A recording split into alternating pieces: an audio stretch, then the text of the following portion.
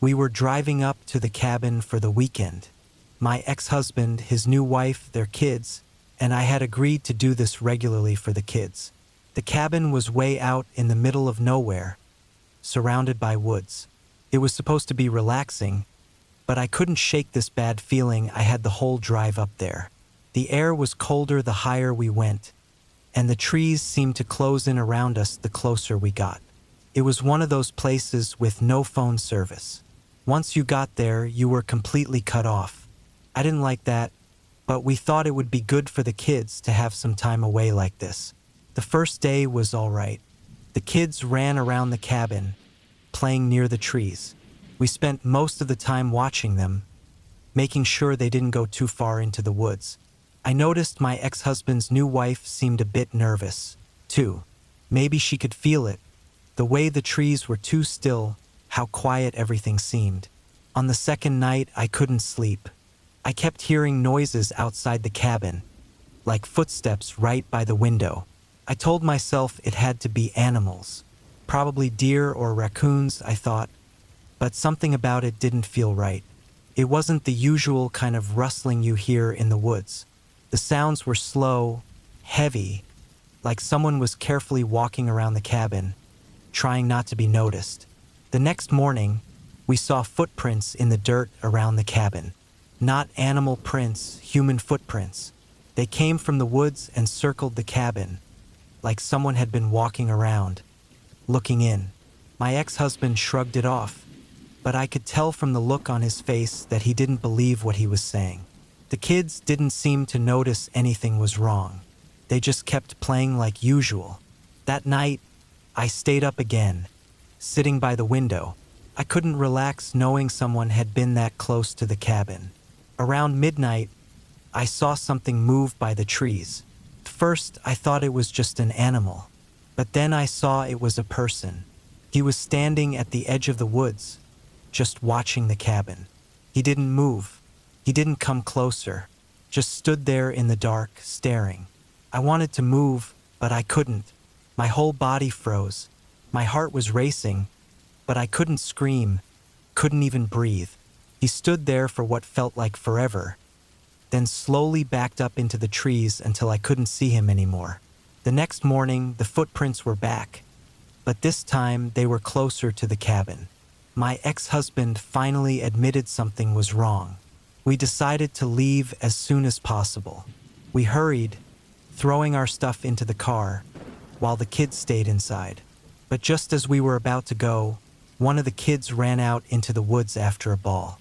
I ran after him, feeling my stomach twist in knots. I couldn't see him anywhere. I found the ball lying on the ground, but no sign of the kid. My panic grew as I called his name, running around trying to find him. Then I came into a small clearing and stopped dead. The man from the night before was there. He was crouching down, watching me. He wasn't doing anything, just sitting there, staring. I had no idea how long he'd been there. My eyes darted around the clearing, and that's when I saw the kid. He was sitting by a tree, looking confused but unharmed. The man stood up, never saying a word, and slowly walked back into the woods, disappearing behind the trees. I couldn't move.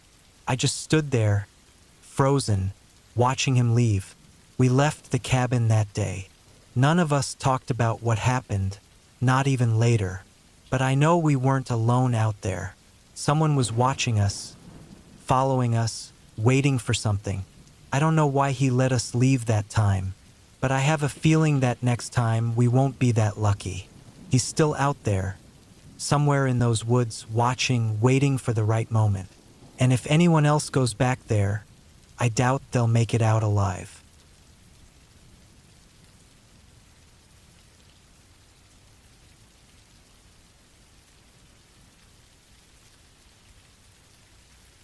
I hadn't been to my grandma's cabin in years. It was deep in the woods, far from any town or other houses.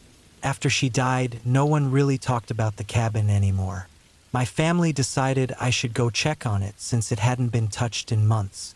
So I packed a few things, thinking I'd stay a night or two, clean it up a bit, and head back home. The dirt road to the cabin was rough and covered with weeds, worse than I remembered. The trees seemed to close in on me the farther I drove, and the air felt thick and heavy. By the time I got there, the sun was already going down behind the trees. The cabin looked the same, small, wooden, and still standing, though it looked more worn out than before. I unlocked the door and went inside. It smelled old, like the air hadn't moved in a long time.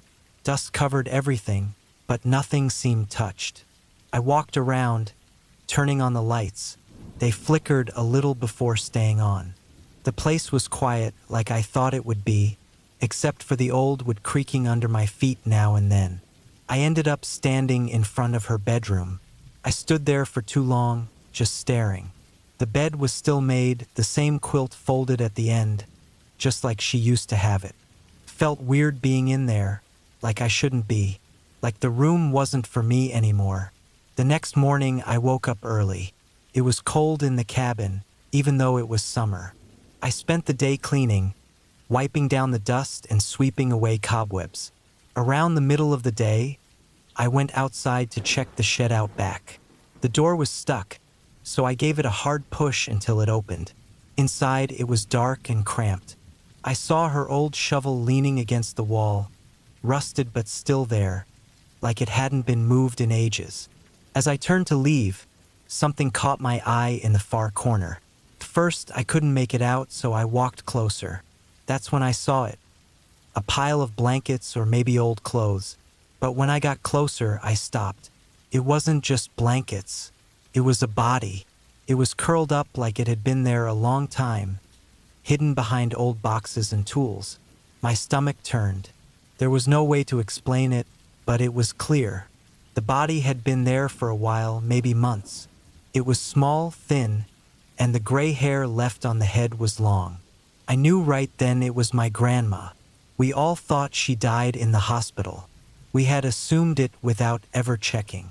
No one had mentioned a funeral, no one ever asked where she was. But she was here all along, rotting away in her own shed. I couldn't think straight. I got in my car and drove away without stopping. I didn't tell anyone. Couldn't. All I could think about was how we had forgotten her. No one had checked on her, and no one would have if I hadn't come back. As I pulled into my driveway, I realized something. She had been lying there alone for who knows how long, and no one noticed. What bothered me most wasn't just that she was forgotten. It was how easily I could have left her there too. I almost didn't check the shed. I almost missed her. That's when it hit me. If I hadn't found her, she'd still be there, just like her, tucked away and forgotten. And then, something else crossed my mind. Would anyone have come looking for me, or would I end up just like her?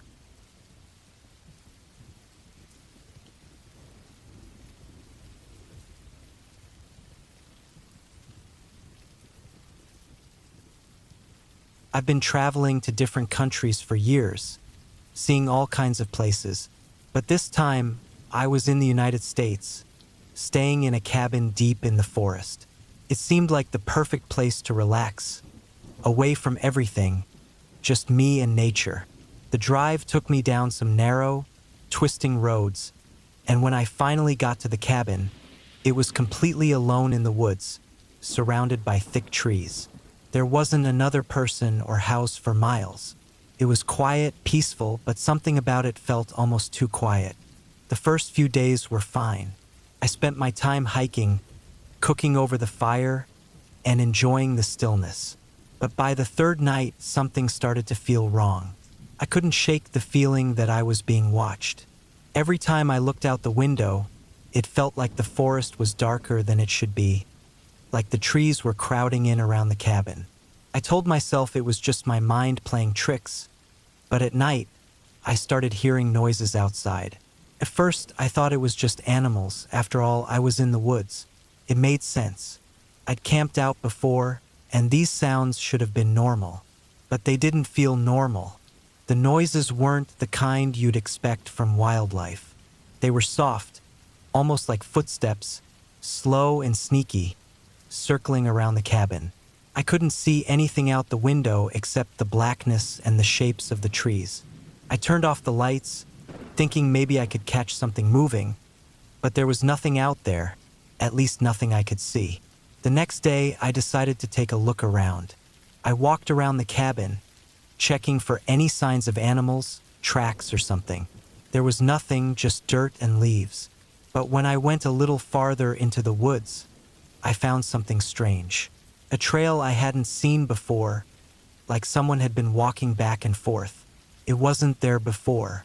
The trail led deeper into the forest, but I didn't want to follow it. That feeling of being watched came back, stronger than ever.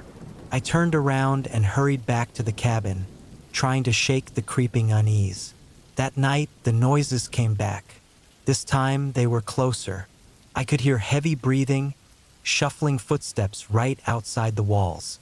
I stayed in bed, fully awake, my heart pounding. This wasn't my imagination anymore. Someone or something was out there. I got up, moving slowly, my feet creaking on the wooden floor as I walked to the window. I peeked out into the pitch-black night. I could barely see anything, but I kept staring, hoping to catch a glimpse of whatever it was. Suddenly, something hit the side of the cabin, a loud thud, like someone had thrown a heavy rock against the wall. I froze, my hand gripping the edge of the window frame. I didn't move, barely even breathed, hoping it would stop. But the thudding continued, over and over, for what felt like forever. Then, just as quickly, it went silent. I didn't sleep at all that night. I just lay there, eyes wide open, waiting for something to happen. The next morning, I decided I was done. I packed my things, ready to leave as soon as possible. I didn't care that I still had days left. The cabin didn't feel safe anymore. As I was loading up the car, I noticed something in the dirt near the cabin. Footprints. They were big, human footprints circling all the way around the cabin. They weren't there before, and they looked fresh. Someone had been walking around the cabin all night, watching, waiting. I didn't stay to find out who it was. I got in the car and drove away as fast as I could, speeding down the winding road without looking back. I didn't feel safe until I hit the main road, and even then, that sense of relief didn't last long. The entire drive, I couldn't stop thinking about those footprints. Whoever had been out there, they hadn't tried to break in. They hadn't done anything except watch me. But that's what scared me the most. It wasn't what they did that was terrifying. It was the fact that they didn't do anything, at least not this time. They had been patient, just circling, waiting like they had all the time in the world. And I had no idea how long they'd been out there, watching me, before I even noticed. The thought hit me like a punch in the gut as I drove further away. They could have done this before, anywhere. They could do it again anytime. And next time, I might not be so lucky.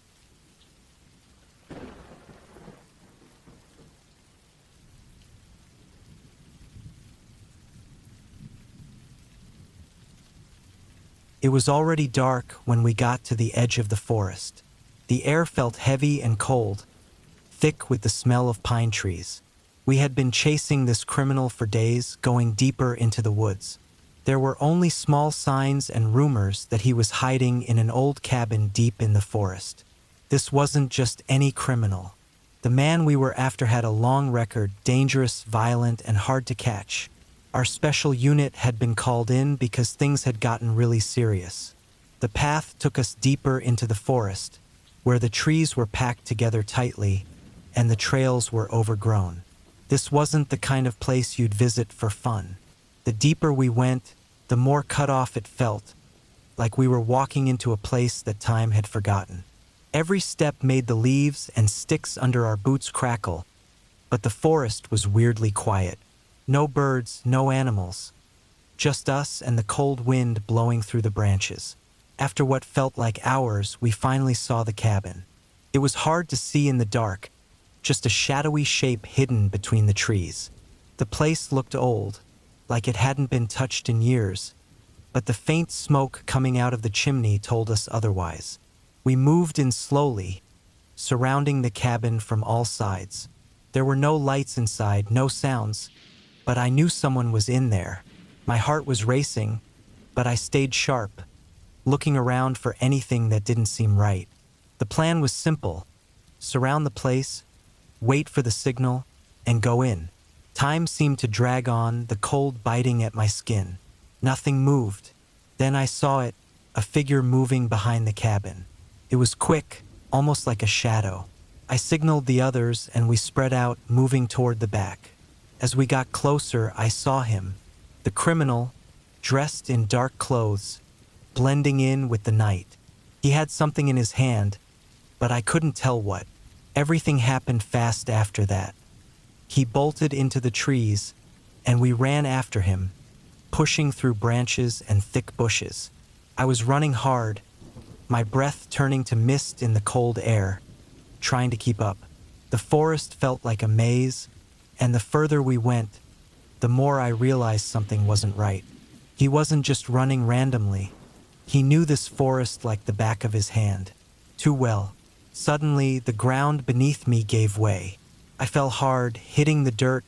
The wind knocked out of me. When I looked up, I was at the bottom of a shallow pit. A trap. I scrambled to get up, and that's when I saw him, standing at the edge, looking down at me. His face was blank, no emotion at all. I froze, unsure of what he was going to do next. He just stood there, silent. Then, without a sound, he turned and disappeared back into the forest, leaving me behind. I pulled myself out of the pit as fast as I could, my heart racing. I looked around, trying to spot him, but the forest was quiet again. No sign of him. I called in my position and met up with the rest of the team. We searched the area for hours, but there was no trace of him. It was like he had just vanished. The cabin was empty. Nothing inside except for broken furniture and old windows barely hanging on. No clues, no sign of where he could have gone. Felt wrong. By the time the sun started coming up, we had to pull out. The forest stayed quiet, almost too quiet. Even as we left, there was this feeling in the air, like we weren't alone. He was still out there, watching us from somewhere deep in the trees, waiting. He knew this place better than we did. We thought we were hunting him, but I knew now he was the one hunting us. We had been walking right into his trap from the start. That cabin wasn't just some hiding place. It was a lure, and we were already in his world the second we stepped into those woods. I still wonder if we'll ever hear from him again, or if he's just waiting for the next group to come through. Maybe this time we were lucky. Maybe next time they won't be.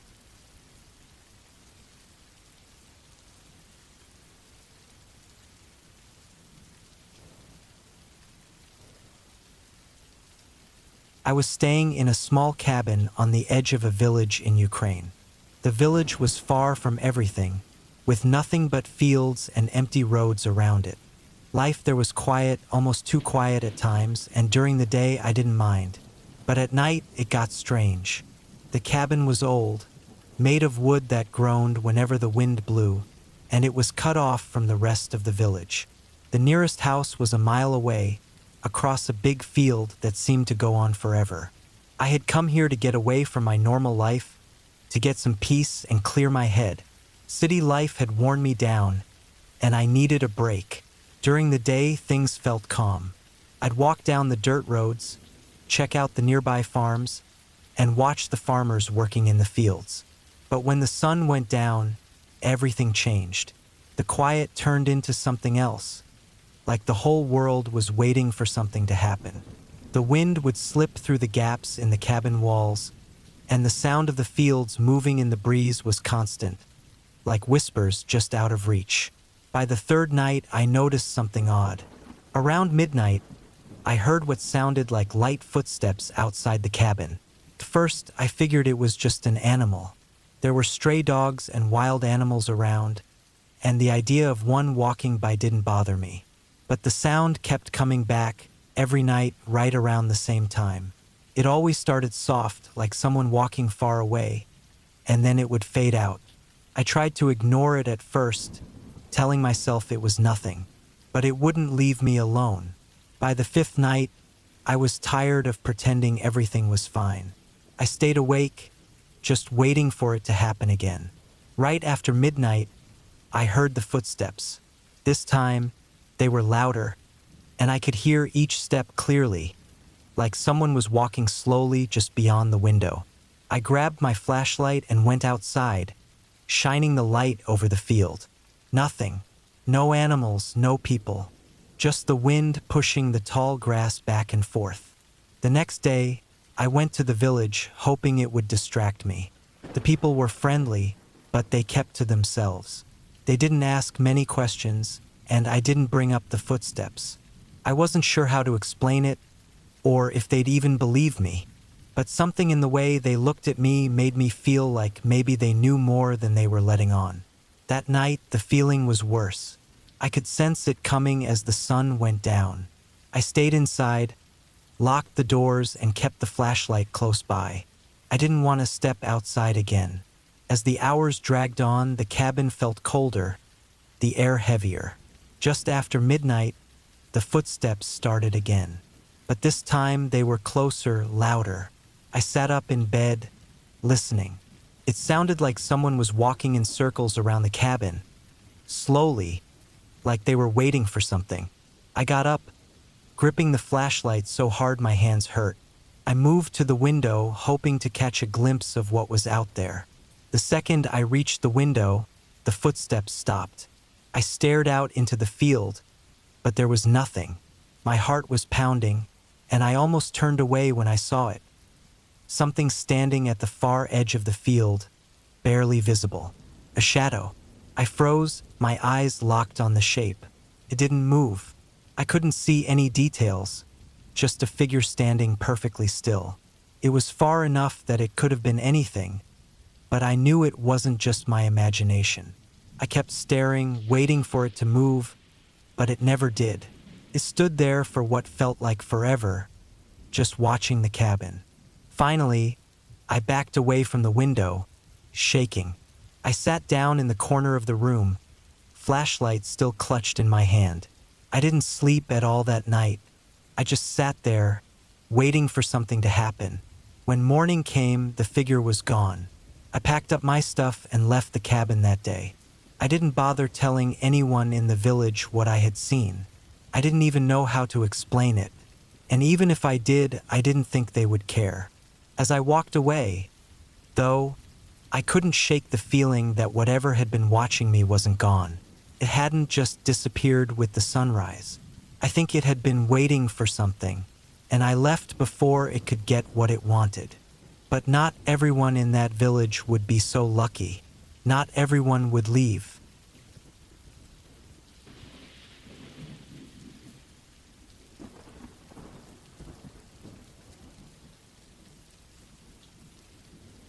It was a hot summer weekend when my parents decided to take my friend Jake and me to our cabin in the woods.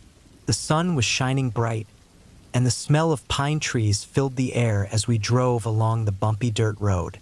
I loved being at the cabin, away from the city, surrounded by nature. But as we arrived, I felt a strange, uneasy feeling creep up my spine. The cabin looked just like we left it last summer, but something didn't feel right. The door creaked loudly when we opened it, echoing in the quiet. We unpacked our bags, and my parents headed out to gather firewood, leaving Jake and me alone inside. At first, we played cards and told stories, laughing to fill the empty space of the cabin. As the sun set and the sky turned dark, shadows danced outside the windows, and the forest seemed to close in around us. The light from the fireplace flickered, casting strange shapes on the walls. I suggested we go outside and explore a little. Jake was excited and ready for an adventure. We stepped out onto the porch, where the woods stretched endlessly in every direction. We wandered down a trail that led deeper into the trees. The more we walked, the more I felt like someone was watching us. I couldn't shake the feeling, but I tried to ignore it, thinking it was just my imagination. Soon we found an old, abandoned cabin hidden among the trees. It was smaller than ours and looked like it had been left behind for years. The wood was rotting and the windows were broken. Jake wanted to go inside, but I hesitated. Something told me it wasn't a good idea, but curiosity got the better of me. We pushed open the creaking door and stepped inside. Dust covered everything, and the air felt thick. Inside, it was dark, and the only light came from our flashlights. The floorboards creaked under our weight. We searched the rooms, but all we found were old furniture and broken things. Then, I heard a noise, a soft rustling coming from a corner. My heart raced, and I froze, looking at Jake. He had heard it too. We turned off our flashlights, plunging ourselves into darkness. The rustling continued, now joined by a faint thumping sound. It was coming closer. Fear surged through me, and I urged Jake to leave. We stumbled back toward the door, but it slammed shut before we could reach it. Panic hit me as we pulled on the handle, but it wouldn't move. The thumping grew louder, echoing through the walls. Cold sweat ran down my back as I looked around for another way out. From the corner of my eye, I saw a shadow shift. My instincts kicked in, and I started banging on the door, calling for help, even though I knew my parents were far away. Just when I thought we might be trapped forever, the door creaked open. Light flooded in, and I saw my dad standing there, looking worried. He had come looking for us when we hadn't returned. We rushed past him, stumbling out into the fresh air, breathing deeply as we stepped back onto the forest floor.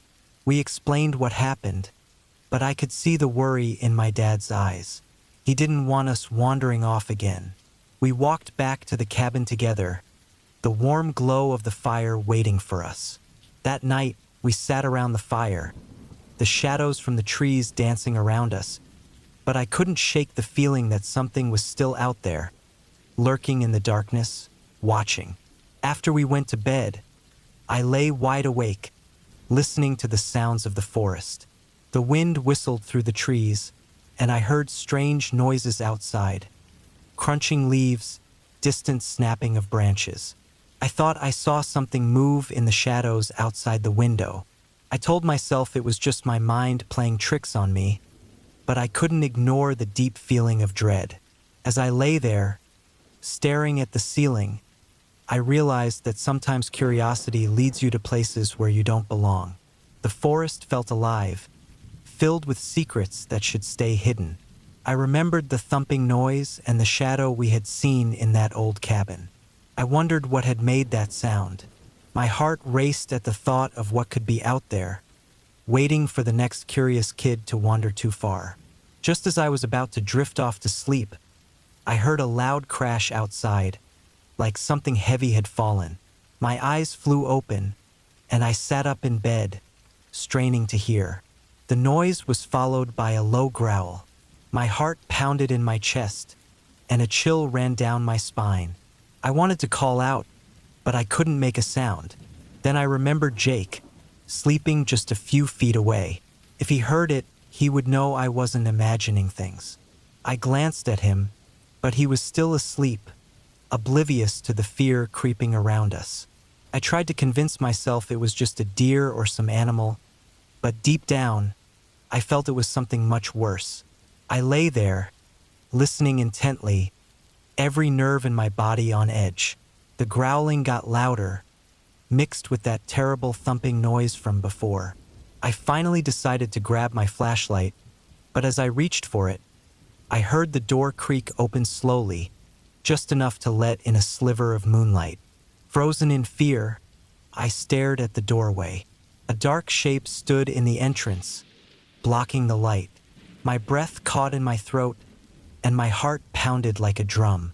It was too big to be a deer. Couldn't move, couldn't scream. All I could do was watch as the shape stepped closer, stepping into the cabin, revealing nothing but darkness where its eyes should be. In that moment, I realized that my curiosity had led me to a terrifying truth. Some secrets of the forest were not meant to be uncovered. And as the shape loomed closer, I knew I had made a grave mistake by wandering into places I shouldn't have. As everything went dark, a chilling thought echoed in my mind. I may never leave this cabin again.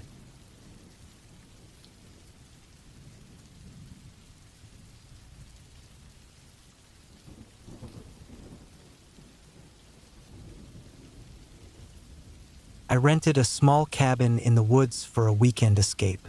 I needed a break from my busy life, hoping the quiet would help me recharge.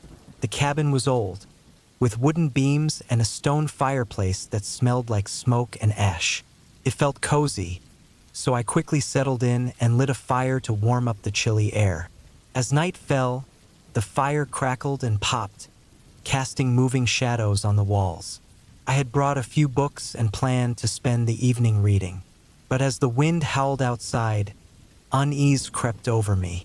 The cabin creaked and groaned, almost as if it were alive, shifting under the weight of the dark sky. Around midnight, a strange smell caught my attention, something burning. I got up to check the fireplace, but there were only embers, no flames. I brushed it off, thinking maybe it was just my imagination playing tricks on me in the quiet of the night. I tried to focus on my book, but the smell grew stronger. It was now a thick, harsh scent that made my eyes water. Panic began to set in. I rushed to the window and looked outside, but the darkness swallowed everything. I couldn't see anything except the trees swaying in the wind. I grabbed my flashlight, deciding to investigate. As I stepped outside, the cold air hit me hard. I scanned the area around the cabin. At first, I didn't see anything wrong, but as I walked around, I noticed faint flickers of light through the trees, not far from the cabin. My heart raced. I moved toward it, hoping it was just a trick of the light or maybe a campfire from other campers. When I got closer, I could see the flames licking up through the bushes, spreading fast. Panic surged through me as I realized I had no cell service in this remote area. If the fire reached the cabin, I would be trapped. The wind was picking up, pushing the flames closer, and the smell of smoke filled my lungs, making it harder to breathe. I sprinted back to the cabin, my heart pounding. I grabbed my things, my bag, my keys, anything I could carry, and dashed outside again. The sound of branches crackling behind me grew louder, the fire becoming angrier. I knew I had to get away. I ran to my car, heart racing, fumbling with the keys in my shaking hands. I finally got the door open and jumped inside, slamming it shut behind me. I started the engine and backed out of the driveway just as the first flames leapt toward the cabin. I glanced back at the fire raging behind me, dread filling my chest. As I sped down the dirt road, the cabin's roof lit up in the glow of the flames, smoke rising high into the night sky. My heart ached at the sight, knowing I had narrowly escaped that hellish inferno. I drove until I reached the main road, my hands gripping the steering wheel tightly, fighting to calm my racing heart. I parked at the nearest gas station, gasping for breath. I looked back at the darkness I had just fled. My mind raced with thoughts of how quickly everything had changed. A peaceful getaway turned into a nightmare in a heartbeat. I couldn't shake the feeling of dread that settled in my stomach. But as I sat there, trying to catch my breath, I noticed something moving in the trees at the edge of the parking lot. It was dark, too dark to make out, but I could feel it watching me. My heart sank as I remembered that I wasn't the only one in those woods. Maybe something had been waiting for me there, hidden and hungry, while I sat in my cozy cabin, thinking I was safe. I turned on my headlights, shining them toward the trees, but nothing was there. Still, I felt a chill creep up my spine. I couldn't shake the thought that the fire had not been the only danger in those woods. As I drove away, the image of the flickering flames behind me was replaced by the dark, looming trees, hiding whatever had been lurking there, waiting for the right moment to strike. I couldn't help but wonder what else had been watching me that night, and if I would ever truly escape the danger that had nearly consumed me.